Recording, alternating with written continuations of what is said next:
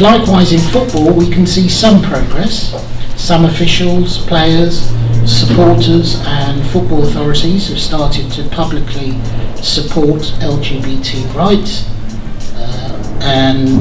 However, the picture is mixed, as we know, and some are still facing discrimination because of issues of coming out, and there's still a long way to go.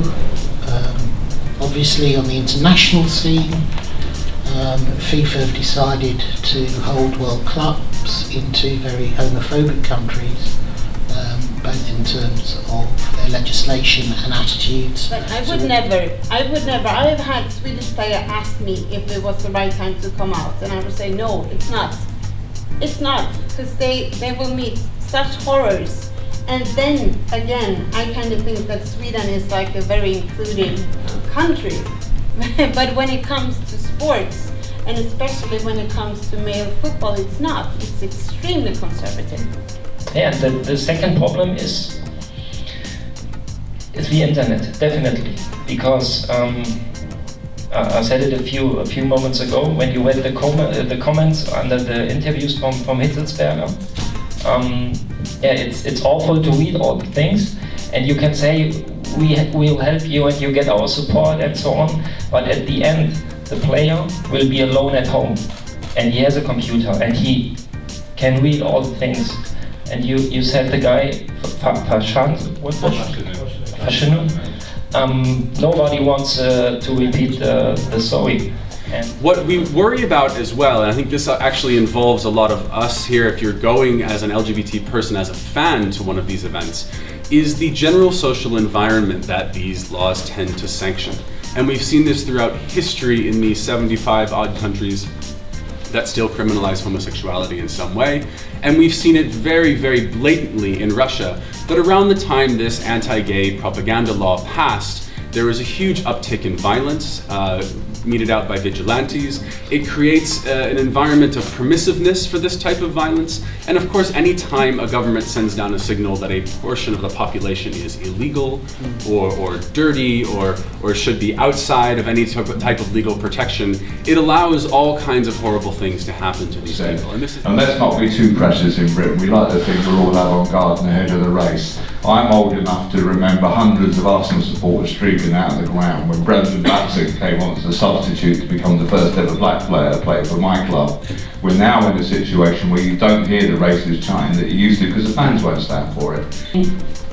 We would never accomplish what we have accomplished so far without actually our ultras groups in Sweden, and I think that is, I need to say that because I think that makes our ultras group very special in Sweden compared to different countries around Europe. Yeah, as Carl told earlier, a couple of years earlier, he would have dreamt to go to a football fans conference, and actually, even though I'm involved in the fight against racism since 20 years or even more, probably I wouldn't have dreamt to talk about these topics at a football fans event. So I think there has been loads of progress being made from the fan side.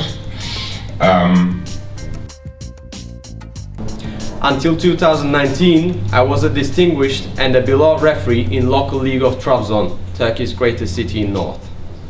My entire life went upside down once my sexual orientation was exposed in public, thanks to the Turkish Football Federation.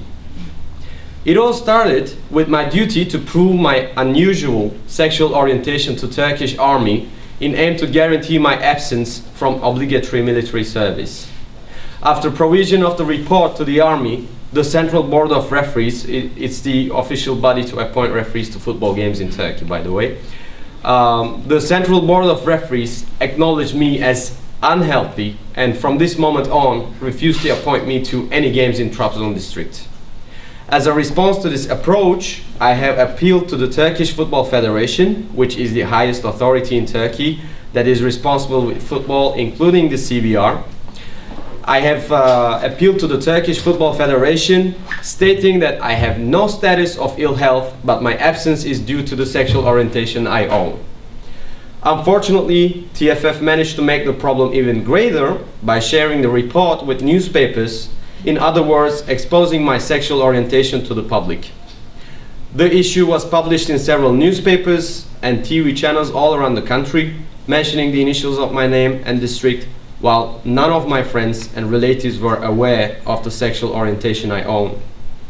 In regard to this agony, I decided to challenge against this cruelty of TFF in legal, corporate and moral matters without any hesitation.